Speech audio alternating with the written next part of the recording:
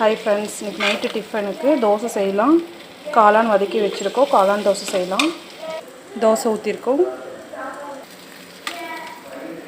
தோசை மேலே காளான் போட்டுக்கலாம். காளான் தோசைக்கு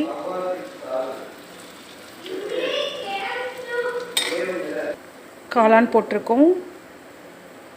இந்த மாதிரி செஞ்சு பாருங்கள், சூப்பராக இருக்கும். மேலே லைட்டாக எண்ணெய் ஊற்றிருக்கோம். திருப்பி போட வேணாம், அப்படியே லேசாக வெந்துட்டுருக்கு.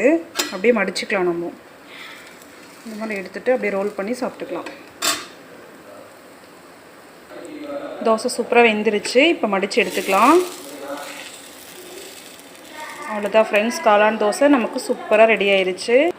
காளான் தோசை நமக்கு சூப்பராக ரெடி ஆயிடுச்சு. வாங்க சாப்பிட்லாம். இங்கே பாருங்கள், ஓப்பன் பண்ணி பாருங்கள், சூப்பராக இருக்குது.